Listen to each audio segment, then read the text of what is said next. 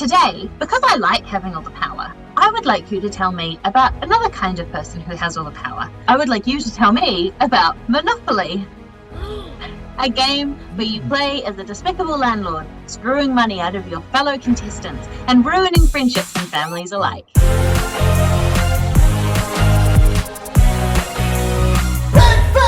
Thank you all very much for coming back. I thought that perhaps you would have gotten into a terrible falling out with your nearest and dearest and stormed off never to return. I'm very glad to see that's not the case, and I'm looking forward to some Monopolicious facts. I would like to start with Nathan Kenny. Did you know that in 2021, the London Palladium was meant to show Monopoly the musical?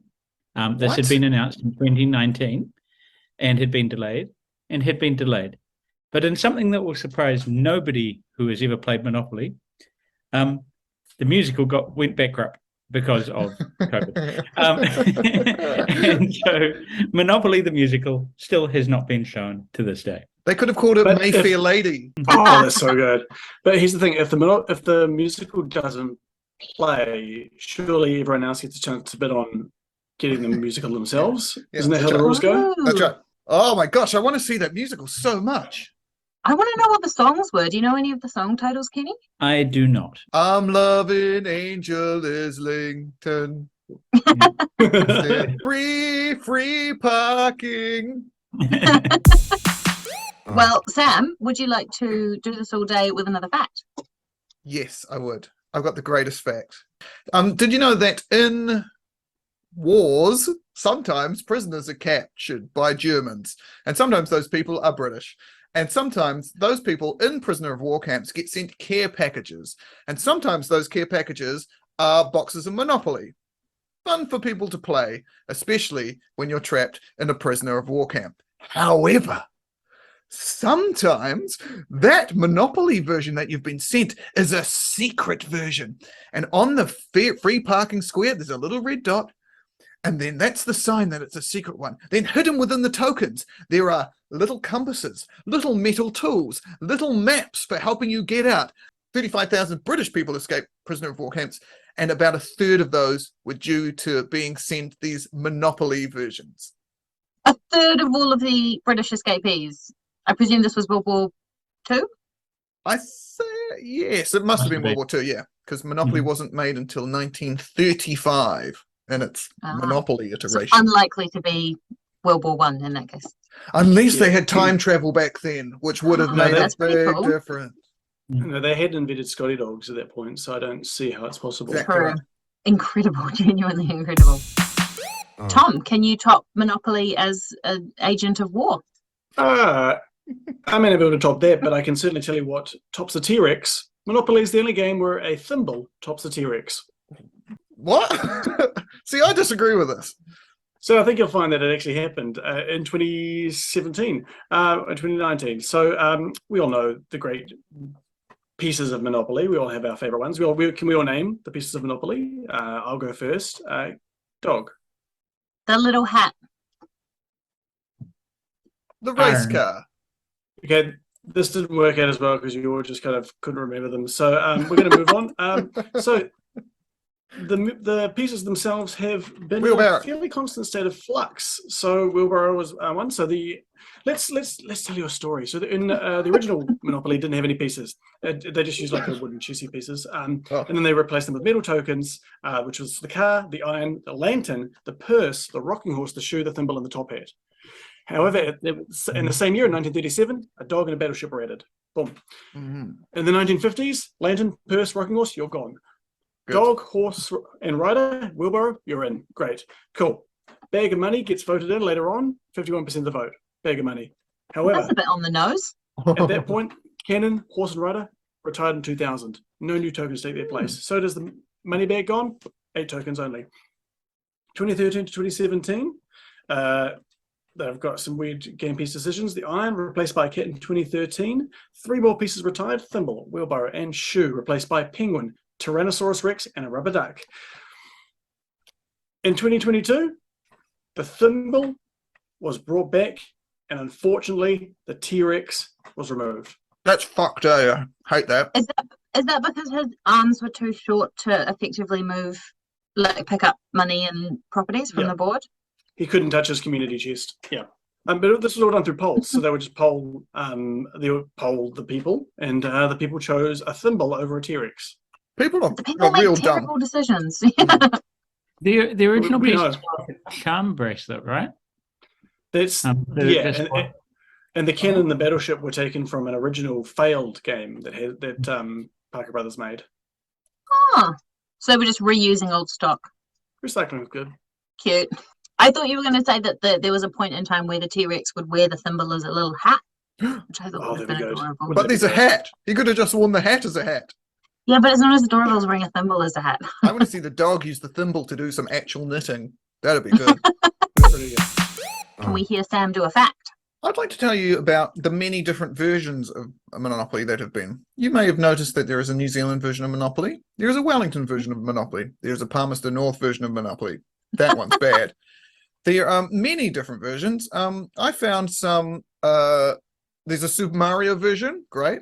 There's a Friends version, which is weird because they hang out in like 2 locations. So weird. That's about And both of them are right next to each other, so it's not quite sure. And they're also rent controlled, famously. So that goes so well for Monopoly. There is a new millennials version of Monopoly where you just No one has money. no one has money. You just keep going around the board, staying at your friends' houses, sleeping on their couches. My 4 favorite versions of Monopoly all came from The Simpsons, when Lisa's going through the versions of that they have, and the ones they have are Star Wars Monopoly, Rasta Monopoly, Gallipolopoly, That's right. and Edna Krabappoli, which has a sexy picture of Edna Krabappel on the front cover. How do you get someone to make Palmerston North Monopoly? I can only assume that was some kind of petition or make-a-wish situation. Yeah, for a dying city. Yeah. Swindon also has a Monopoly, and I feel that they've just gone for whatever city in New Zealand was closest. Most in closely resembles Swindon. It was really brave of the Gore version to have that suck dick for $15 card. Because That's way above the going rate. Tom, would you mind elevating the discussion? But I'm going to have to change my fact. That's okay. Mr. Moneybags, the logo of Monopoly, never wore a monocle. This is one of those Mandela Bears things, isn't Mandela it? Yeah. effect. He has never worn a monocle, which actually will lead me to a later fact. But no, he's never worn a monocle the entire way through. People think they might have got him confused with the Peanuts, Mr. Peanut, which I guess Peanuts and Monopoly kind of goes well together. If you pay peanuts, you get. Well, no, I don't know what I was doing. Don't worry. Investigated by the Labour Commission, I think. So his actual name is Mr. Moneybags, otherwise known as Milburn Moneybags. But there are 2 other characters in the Monopoly set, and those characters are the dog. So the cat has a name. The cat is called Hazel, but the policeman. The policeman is called Edgar Mallory. Oh. And the person who is going to go to jail is called Jake the Jailbird. And they were created by F.O. Alexander, who was a cartoonist back in the day. Yeah. Also extremely unrepresentative of the population at large, being 100% male, which is pretty cool because I guess it means that reproduction in the Monopoly universe happens by parthenogenesis, which is quite cool. Give them a break, Jen. It was 1937. We didn't even know women existed back then. Kenny, can you lift our spirits, please? Oh, so I'm sure Sam knows this. If you go along to McDonald's at the moment, what's on all of the more expensive hamburgers? McDonald's Monopoly. McDonald's Monopoly is on at the moment, and it may be known to you, or it might not, that for 12 years in the United States, McDonald's Monopoly was completely rigged. Yeah. There was a guy called Jerry Jacobson. He was an ex-cop, and he was hired to be the man in charge of security for McDonald's Monopoly. And he, went out of his way to rig it. So he started small. He gave one of the rare pieces that got you $25,000 to his stepbrother. He then decided to push the boat out, and he gave one of the $1 million pieces let me get this right, St. Jude's Children's Research Hospital he gave it to, just to see what happened. And McDonald's, so he sent it in anonymously, and despite the fact that you weren't meant to transfer them, McDonald's went, okay, fair enough, I'll let that happen. And then he got braver and braver and braver. And he, so there was a computer program that determined which factory and which wrapper things got put in, and he started rigging that so it was close to him and close to his friends and all that sort of thing. Yeah, and eventually he got snapped. So yeah, for 12 years. Because they noticed that all of the prizes were going to one small town in the United States. There's a really good documentary about it. It's called McMillions, and it's great. Eat all the McDonald's you'd like, Sam. The odds are against you. I am one pink token away from winning a TV. I'm so excited. I'm definitely going to win. Well, apparently it's really hard to win even if you do get all the tickets, because you have to have proof of purchase. I get all mine through Uber Eats, so I'll have it there as well. I'm definitely going to win this TV. There you go. Also, I just want to point out, New Zealand Monopoly prizes are shit compared to America's. Oh yeah, it's a picture of a TV. I think our biggest prize is like a lease of a car for 12 months or something. So what you're saying is that America has a monopoly on good prizes. Oh, very well done. Right, just for that, Tom, you can give us our next fact. Monopoly has gone from Aliens to Jumanji. Whoa. So we spoke of an Aliens musical. There was going to be an Aliens movie. In fact, there's supposed to be a Monopoly movie. In fact, there's been one kind of in the works since 2008, and it was originally slated to be directed by Ridley Scott. What? Of Aliens. So I assume, like, do not pass go, do not collect $200 bursting out of your chest. Be just half of the course. Apparently, it's going to be like Sigourney Weaver is Milburn Moneybags. And then you just see a cat eating the one rare ticket that you all need in the corner. But it was originally going to be directed by Ridley Scott, and then kind of went into production kind of chaos for a while, and now it is supposed to be it's been handed on to the director of Fantastic Four movie, the first one, the good one, which is also good, with Tim Story, who is pretty much directs every single movie that Kevin Hart is in. So Kevin Hart, his production company has taken over the story for Monopoly, and he's going to be starring in it. Amazing. I hope he's Jake the Jailbird. Who was it? Fox? Someone like that. They had the rights to Monopoly. Fantastic Four, and they to keep the rights, they had to make a version of the movie to hang on to it. So they made a really cheap one. All the actors in it didn't know that it was just being made as this cheap thing. They thought it was absolutely fantastic, and so since it was made and shot and it's very bad, they have then raised lots of money to try and get this movie released. And it's part in season 4 of Arrested Development. They joke about it. And like Sue Storm being played by what's her name? Debris. Her name is, she's an actress, she's great, she's very funny. Her name is Question. Is Fantastic Four from the Enid Blyton universe? Jen? Is that you? Not when I was in, tragically. I want to know, do you know anything about the story? What the story of the Monopoly movie is? No, because no one knows. Because originally Ridley Scott was like, it's going to be about greed and, dark. And Kevin Hart and Tim's Story, like, it hasn't even really been written yet by the looks of it. It looks like they're more focused on, as far as when I'm looking at Tim Story's IMDb, they're more focused on Ride Along 3.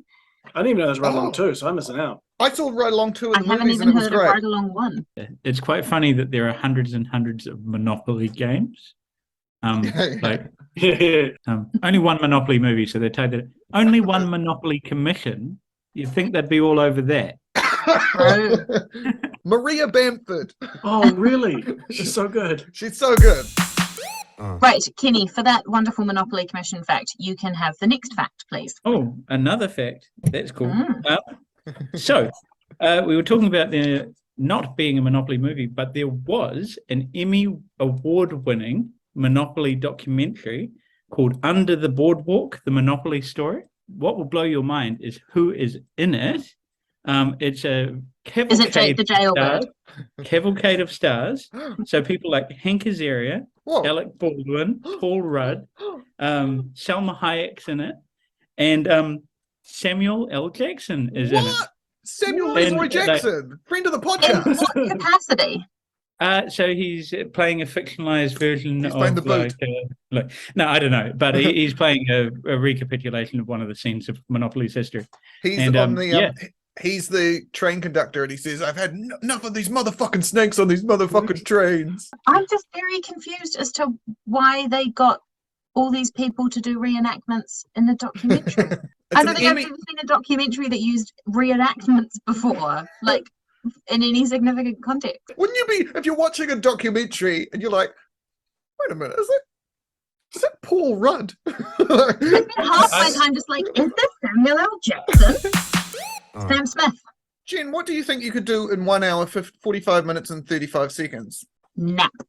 Well, do you know, that's actually the world record for visiting all the places on the Monopoly board, the London version. So they started Playing on your own or with someone else? I think on your own. So one guy, it's visiting it in real life, not In sitting real there on the board rolling the dice. Yeah. Okay, I was that'd be genuinely quite confused by easy. that. Yeah. Yeah. How does it take you an hour and a half? It's a really long time. Did you know that the shortest ever game of Monopoly took 9 years? So to visit all these places, it's between 13 and 15 miles, depending on what directions you take. But yeah, they start at Old Kent Road and it ends up at Angel Islington. And there is actually someone was inspired by this to make the Monopoly pub crawl, which is where you visit 26 pubs, one for each of the locations, in one day. There must be so many people who go to jail. Yeah. When I first moved to London, I lived quite near Angel, and I met someone in a pub who was doing the Monopoly pub crawl. I think they were fairly incoherent by that stage. Yeah. They've only done the browns and then the blue. Yeah, it's you can go in any order in the record, but if you did it I think in you order, kind of have to, yeah. I went to London. I grew up in England, and we went to London on a holiday in 2007, and we went to Leicester Square, and we thought, okay, we're gonna take the afternoon. No. We're gonna head to Trafalgar Square. So we thought we'd go for a big long walk. That'll take us out the whole afternoon. That's roughly 2 blocks. We were there in 7 minutes. I think is it that section that's the most expensive train journey in the world? I think it's the one where if you stand on one of the platforms and kind of lean into the track slightly over the yellow line, very naughty, you can actually see the other platform of the other station around the corner of the And so if you do it, and because it's zone 1, so it's like £4 or something, I think per kilometre it's the most expensive train journey in the entire world. That's fantastic. There's a few tricks where you can tell people, oh, I'll race you from this place to this place. And you look at the tube map and you think, oh, I'm going to have to change like 3 times. And in actual fact, it's like 200 meters in a straight line. There's one video that you can find on Twitter. I can't remember which 2 stations it is. I think it's Bank and one of the next ones. Racing out of there's a guy who gets off at one station and then runs up to above ground and gets out and then runs down into the next station and barrels back onto the train. Back onto the same train they left. Yeah, it's amazing. Yeah. And the passengers are really into it once they realize it's not a terrorist situation. It's really I am now going to take a short break because we need to have a word from our sponsors. Glistening gold, dazzling diamonds, beautiful brilliance, maybe a dragon. If you love treasure, you're not alone. Here at Big Fact Hunt, we love nothing more than cracking open a pirate chest or 2 at the end of a long day and draping ourselves in strings of gemstones, twinkling like shiny, extremely valuable sausages. That's why we're excited to partner with iGoblin, an online treasure repository. If you use the promo code BONA420 to open a new trove, they'll even throw in 69 free pearl necklaces the first time you deposit your spoils. Oh, sexy. That's BONA420 for iGoblin online shiny hoarding. That's where I keep most of my gems. It's really good. That's sponsoring us. I just wanted us to partner with someone really relatable who people, the everyday people can get on board with. I like that it's iGoblin, like it's an Apple product. Kenny, can you give us a fact, please? Me again? Oh, goodness. Yep. So Monopoly, you may, this is one of those facts that empirically you're like, yes, that is entirely sensible. In 2021, a survey found it is the board game that causes more fights than any other board game. Uno was second, which puzzled me, because I don't think of Uno as particularly nasty. And also, it's not a board game; it's a card game. Yeah, what? Yeah, that's good stuff. Maybe that's why it's people insisting we should play a board game. I want to play Uno. But there's a couple of murders that are directly attributable to losing at Monopoly. Whoa! The most brutal one that I could find. In 1991, a married couple bet a 50-year-old man to death with a claw hammer because he bet them at Monopoly. I didn't know claw hammer was one of the pieces. That would be really impressive. It's one of the special RAF escape ones. Yeah, nice. Wowee. Holy That is shit. amazing. Also, I appreciate you playing to your audience with the grisly true crime aspect. Thank you. And murdering people. And murdering people, which my other hobby. Fantastic. Sam, can you top that fact? No, I can't. But what I'll do, in fact, is I'll talk about sort of the start of Monopoly, because it was actually the first sort of version of it was invented by a lady called Lizzie McGee, who was, do you know of her? I know about the Landlord's game. The Landlord's game. This is the exact game that I'm talking about. So she invented that basically as a thing of like, hey, look how dumb capitalism is. This is a really stupid game and everyone hates it and it's really boring and it's shit. And then and she was amazing. She was into comedy and engineering, and she seems incredible. Her dad worked with Abraham Lincoln somehow. Wow. The hat comes from the hat. That's where the hat comes from. That's yeah. exactly right. So she made this game that was really dumb, really boring, based just on luck. It was a stupid game that everyone would hate.